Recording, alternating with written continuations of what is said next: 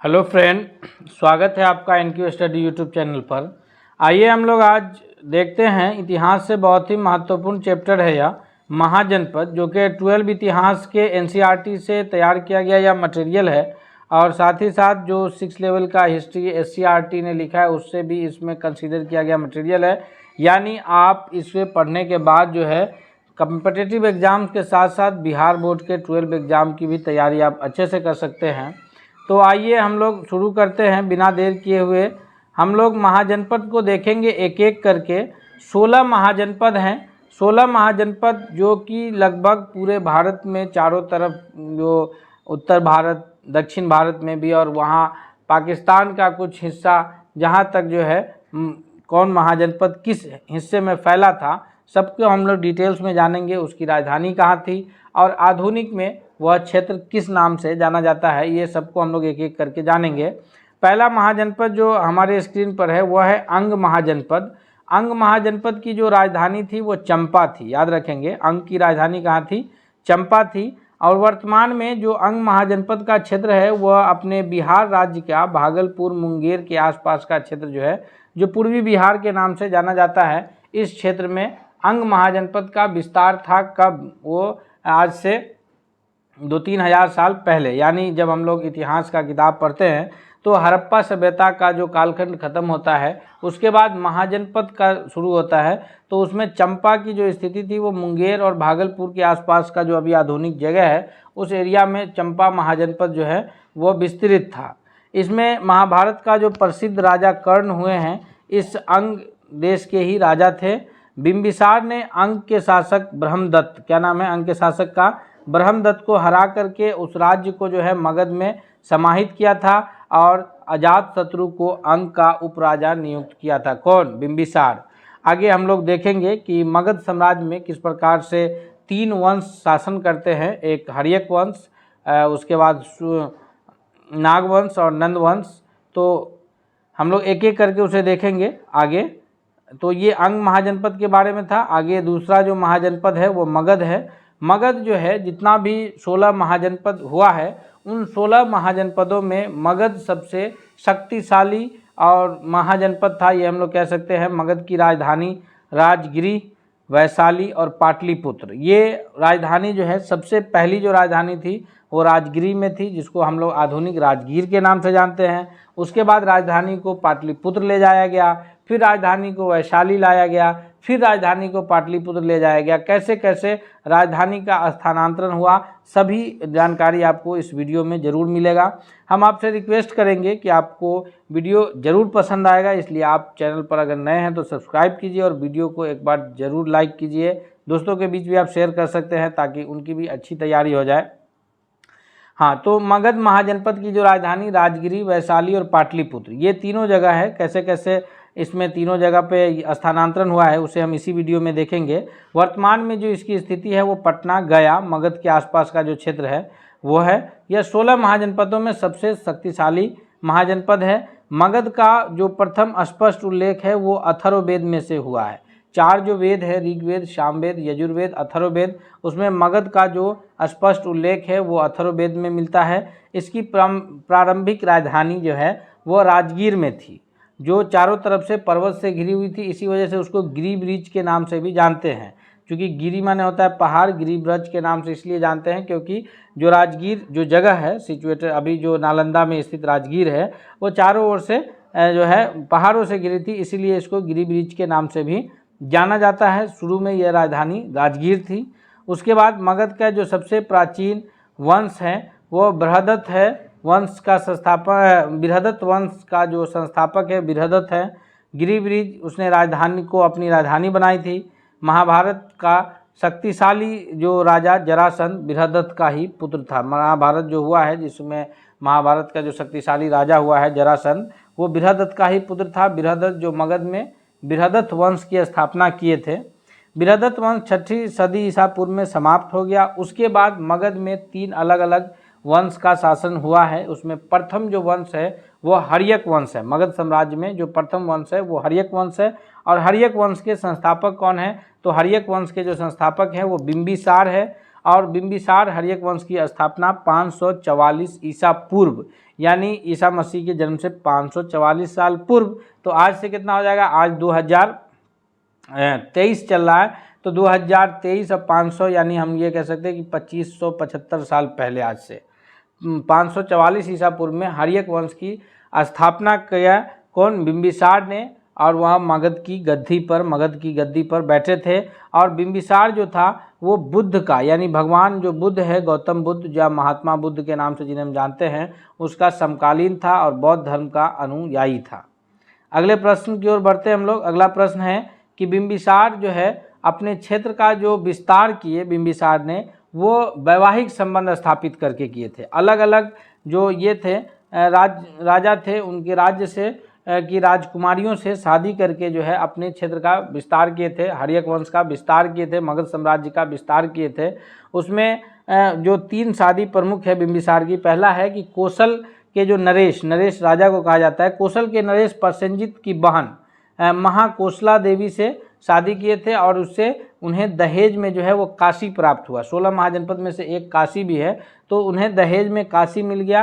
क्यों? क्योंकि काशी की जो राजकुमारी थी प्रसेनजित की बहन महाकोशला देवी, उससे इन्होंने शादी किया वैवाहिक संबंध में।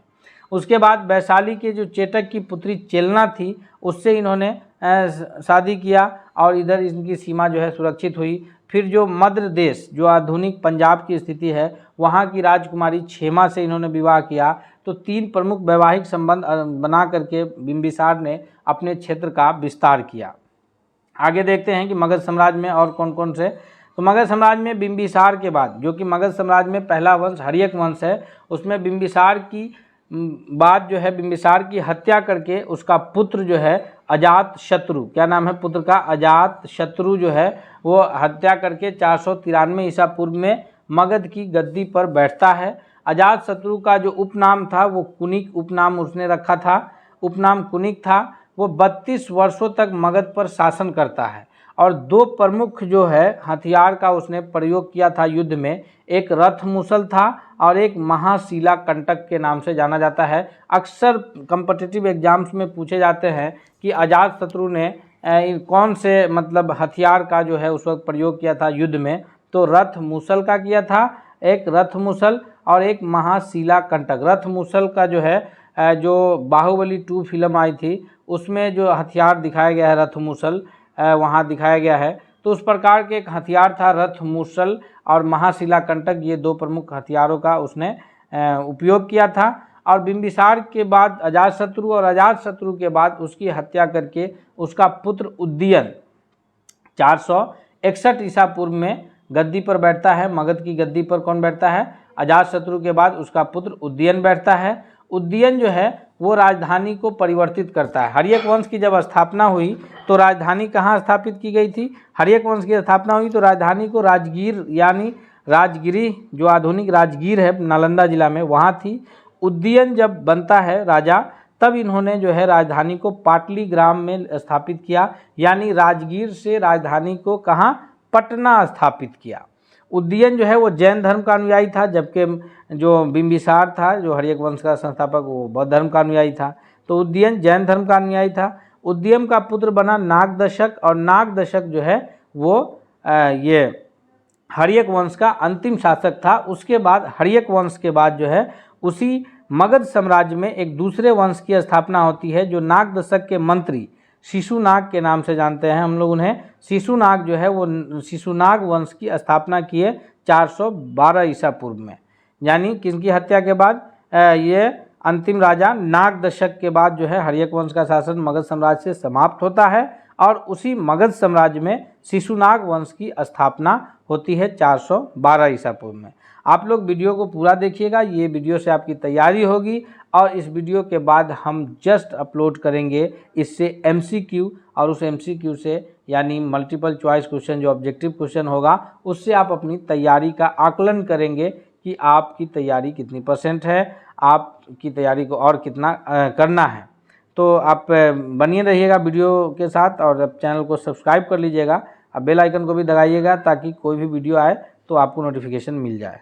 अगला देखते हैं आगे कि शिशुनाग वंश की जब स्थापना शिशुनाग के द्वारा की जाती है नागदशक के बाद, तो शिशुनाग जो है वो राजधानी को पाटलिपुत्र से, जो कि उदयन जो है वो राजधानी को राजगीर से पाटलिपुत्र ले गया था। शिशुनाग ने क्या किया कि उस राजधानी को पाटलिपुत्र से पुनः वहाँ से स्थापित करके वैशाली में स्थापित किया, यानी 3 जगह मगध साम्राज्य की राजधानी स्थापित हुई।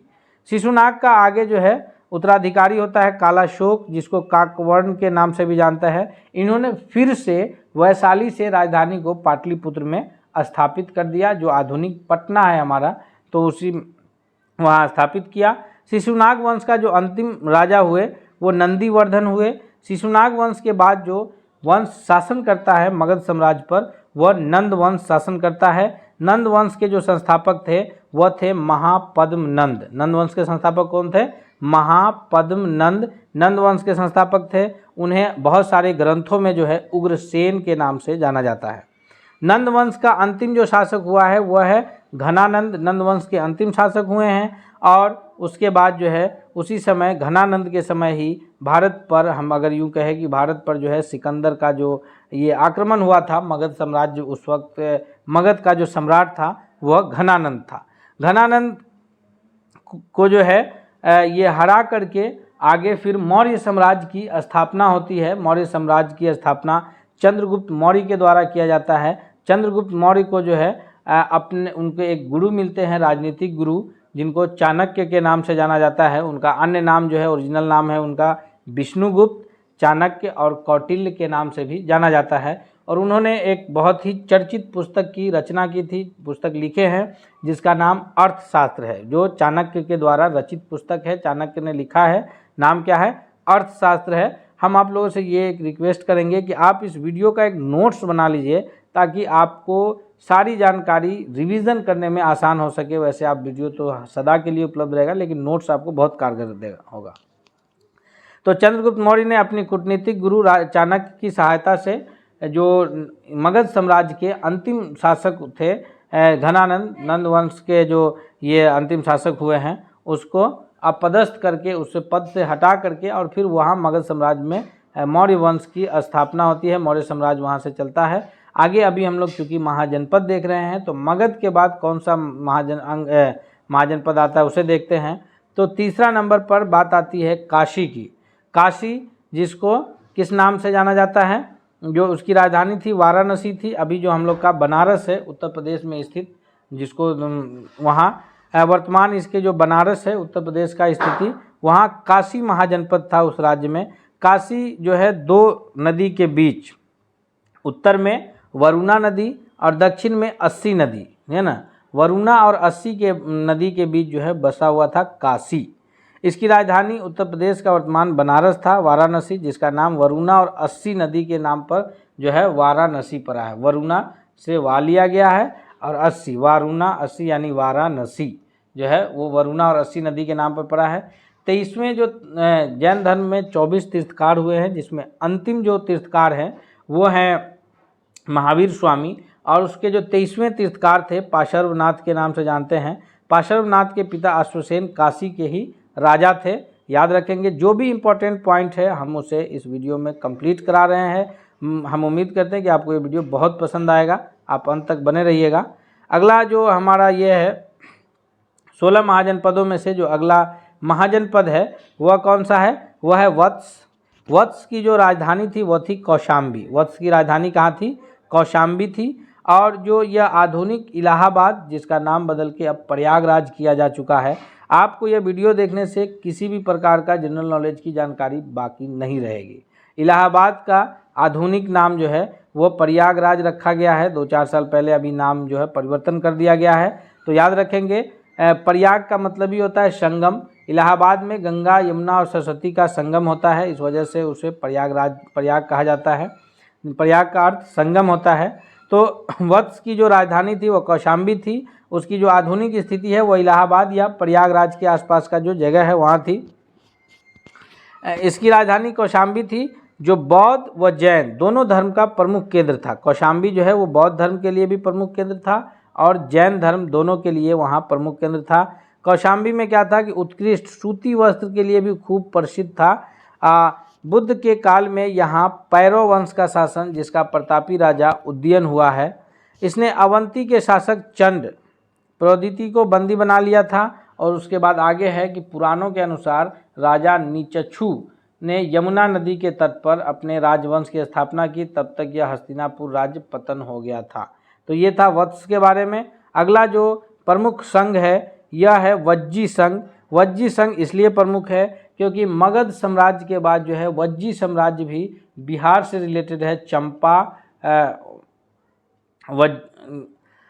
तो इसमें हम लोग देखते हैं वज्जी संघ जो है यह कुल 8 राज्यों का संघ था। वज्जी संघ कितने राज्यों का संघ था? तो वज्जी संघ जो है यह कुल 8 राज्यों का संघ था। इसकी राजधानी कहाँ कहाँ हुआ करती थी? वैशाली, विदेह और मिथिला। क्योंकि जैसे हम लोग देखें अभी पीछे मगध साम्राज्य में, तो मगध साम्राज्य की राजधानी कहाँ कहाँ थी? तो मगध साम्राज्य की राजधानी सबसे पहले गिरिब्रिज, गिरिब्रिज से फिर जो है गिरिब्रिज के बाद मगध साम्राज्य की राजधानी कहाँ स्थानांतरित हुई? तो गिरिब्रिज के बाद जो मगध साम्राज्य के स्थान है गिरिब्रिज या राजगीर, उससे पाटलिपुत्र, फिर जो वैशाली, फिर पाटलिपुत्र। उसी प्रकार यहाँ वज्जी को देखेंगे तो वज्जी उससे थोड़ा सा डिफरेंस है। वज्जी में डिफरेंस ये है कि वज्जी जो है ये 8 राज्यों का संघ था। उस वक्त जो महाजनपद थे उसमें से 8 राज्यों का संघ वज्जी था। हम लोग एक एक को देखते हैं इसमें कि 8 राज्यों के संघ में क्या क्या महत्वपूर्ण है। जैसे पहला हम लोगों ने देखा है कि पहला जो साम्राज्य था अंग, जो कि बिहार में ही स्थित था। दूसरा मगध देखे हैं और तीसरा जो प्रमुख है वो वज्जी है। तो 8 राज्यों में से कुछ जगह पे 9 है, लेकिन 8 राज्यों का संघ प्रमुख रूप से माना जाता है। गंगा नदी के उत्तर में नेपाल की तराई तक यह स्थित था। वज्जी इन 8 राज्यों में कुल कौन कौन से थे? तो वज्जी, लिच्छवी, विदेह, गायत्री, ये बहुत अधिक महत्वपूर्ण है। कौन कौन है? वज्जी है, लिच्छवी है, विदेह है और ये गायत्रिक है। ये सबसे अधिक महत्वपूर्ण 8 में से ये 4 जो है प्रमुख महत्वपूर्ण थे। जैन महावीर इसी कुल के थे जो है। आगे देखते हैं हम लोग वज्जी में। इस संघ का सर्वाधिक जो शक्तिशाली गणराज्य वैशाली में लिच्छवी का था। जो 8 राज्यों का संघ था वज्जी, उसमें जो सबसे सर्वाधिक जो ये था, सर्वाधिक जो गणराज्य था वो कौन था? वो था लिच्छवी था, जो कहाँ था? वैशाली में स्थित है। और लिच्छवी जो है गणराज्य विश्व का पहला गणतंत्र माना जाता है। बहुत ही अधिक इससे प्रश्न बनते हैं, याद रखेंगे हम लोग। विश्व का प्रथम गणतंत्र जो है वह लिच्छवी है, जो कि वैशाली जिला के आसपास है, जिसकी पहचान आधुनिक बिहार का मुजफ्फरपुर जिला में गंडक नदी के तट पर स्थित वसाड़ में भी किया गया है लिच्छवी का। उसके बाद विदेह है। विदेह की राजधानी मिथिला थी, जो वर्तमान में नेपाल के सीमा में जनकपुर नामक स्थान, जो जनकपुर है जहाँ के राजा जनक हुए थे, इनकी पुत्री सीता जो है राम जी की पत्नी, तो जनकपुर के जनकपुर में एक कस्बे के रूप में उसका विदेह की पहचान किया गया है। मिथिला गंगा नदी वज्जी और मगध के बीच सीमा का निर्धारण करती है। जैसे अभी बिहार में गंगा नदी जो है प्रमुख रूप से 2 हिस्सों में बिहार को बांटती है, एक उत्तरी बिहार और एक दक्षिणी बिहार। तो उसी प्रकार मगध साम्राज्य जो था वो गंगा से दक्षिण साइड में था और वज्जी संघ जो था वो गंगा से उत्तर साइड का क्षेत्र था। जो अभी हम लोग आधुनिक सीतामढ़ी, मुजफ्फरपुर, दरभंगा, ये सारा जगह जो है ये वज्जी संघ के अंतर्गत में, जो वज्जी के 8 गणराज्य थे उसमें आते थे। और मगध साम्राज्य में जो है उधर का क्षेत्र आता था। तो इसलिए गंगा नदी को है दोनों को बीच से डिवाइड करती थी। मगध शासक अजातशत्रु ने अपने मंत्री वत्स्कर की सहायता से वज्जी कुल पर विजय प्राप्त किया था। महावस्तु से ज्ञात होता है कि महात्मा बुद्ध 11 लिच्छवियों के निमंत्रण पर वैशाली गए थे। वज्जी गण संघ के शासक चेतक त्रिशाला महावीर की माता के भाई थे और मगध के राजा बिंबिसार की पत्नी चिलना के पिता, जो हम लोग देखे हैं कि बिंबिसार ने वैवाहिक संबंध स्थापित करके 3 से विवाहिक संबंध स्थापित किए थे, एक चिलना से, एक क्षेमा से, एक महाकोशला देवी से। तो चिलना के पिता थे और महावीर के मामा थे कौन? चेतक, जो कि कहाँ के थे? वज्जी संघ के शासक थे। आगे हम लोग देखते हैं जो अगला हमारा ये है महाजनपद है वो कोशल है। कोशल की जो राजधानी थी, कोशल की राजधानी थी श्रावस्ती। जो आधुनिक क्षेत्र अभी कौन सा है? कोशल की राजधानी श्रावस्ती थी। आधुनिक क्षेत्र जो है वह है अयोध्या, जिसका पहले नाम फैजाबाद था। ये नाम भी अभी 4-5 साल पहले परिवर्तित किया गया है। फैजाबाद का नाम जो है अयोध्या रखा गया है। तो आधुनिक स्थिति अयोध्या या फैजाबाद के आसपास का जो क्षेत्र था उत्तर प्रदेश में, वो कोशल राज्य की राजधानी श्रावस्ती और कोशल जो महाजनपद है उसका विस्तार उन क्षेत्रों में हुआ था। यह एक शक्तिशाली राज्य था। वर्तमान उत्तर प्रदेश में अयोध्या, गोंडा, गोरखपुर, बहराइच जिला जो है इसमें शामिल है। इसके पूर्व में गंडक, जिसे शास्त्रों में सदा नीरा नदी, सदा नीरा उस नदी को कहते हैं जिसमें सालों भर पानी बहती हो। दक्षिण भारत की कुछ नदियां ऐसी है जो मौसमी नदी है, सूख जाती है, या जैसे फल्गु नदी है गया में, वो भी सूख जाती है, अक्सर उसमें पानी नहीं रहता है। लेकिन हम लोग के एरिया में जो गंगा है, गंडक है, तो ये सारी नदियाँ जो है सदा नीरा है, सालों भर इससे होकर के पानी प्रवाहित होती रहती है। तो ये गंडक नदी, जिसको शास्त्रों में सदा नीरा कहा गया है, पश्चिम में गोमती, दक्षिण में साई सर्पिक नदी एवं उत्तर में हिमालय तराई के बीच स्थित एक सुरक्षित राज्य था। कौन? कोसल राज्य, जिसकी राजधानी श्रावस्ती थी और आधुनिक में अयोध्या या फैजाबाद के नाम से का जो क्षेत्र था। यह जो नदी है ये जो जगह है कोसल की, ये सरयू नदी इस राज्य को दो हिस्सों में बांटता था। कौन कौन हिस्सों में विभाजित करती थी? तो उत्तर कोसल, जिसकी राजधानी अयोध्या थी, श्रावस्ती इसकी द्वितीय राजधानी थी, और कुशावस्ती जो दूसरा जो है, पहला था उत्तर कोसल जिसकी राजधानी पहले अयोध्या हुई और बाद में श्रावस्ती उसकी राजधानी हुई, और दूसरा है जो कुशावती या शीरपुर, जो कि दक्षिण कोसल की राजधानी थी। दो कोसल राज्य को सरयू नदी दो हिस्सों में बांटती है। उत्तरी कोसल, जिसकी पहली राजधानी अयोध्या, दूसरी राजधानी इसकी क्या थी? श्रावस्ती, और दूसरा है दक्षिण कोसल, जिसकी राजधानी कुशावस्ती या शीरपुर, जो अभी श्रीपुर के नाम से जाना जाता है, वहाँ दक्षिण कोसल की राजधानी थी। कोसल के एक राजा वंश को पाली ग्रंथों में क्या कहा गया है? बारन सिंघो कहा गया है। उसने काशी को जीतकर कोसल में मिला लिया था। कोसल का जो सबसे प्रतापी राजा है वो प्रसेनजित हुआ था, और उसकी बहन से शादी करके, विवाह करके मगध साम्राज्य के शासक बिंबिसार ने कोसल की राजकुमारी महाकोसला से विवाह किए थे, और इससे जो है कोसल साम्राज्य उसे अपने इसमें मिला लिया था। तो इस प्रकार आज महाजनपद में से हम लोग 6 देखे हैं। बाकी 10 का जो वीडियो है आपको दूसरी वीडियो में बाकी 10 का डिस्क्रिप्शन मिल जाएगा। तो आप चैनल पर बने रहिएगा ताकि आपको क्लास बोरिंग भी न लगे, और आप इसका नोट्स तैयार कीजिए। साथ ही साथ चैनल पर बने रहिए, चैनल को सब्सक्राइब कीजिए, बेल आइकन को दबा लीजिए ताकि इसका जो दूसरा पार्ट का वीडियो आएगा वो आप तक जल्दी से पहुंच जाए और आप अपनी तैयारी को बेहतर बना सकें। मिलते हैं, तब तक के लिए धन्यवाद।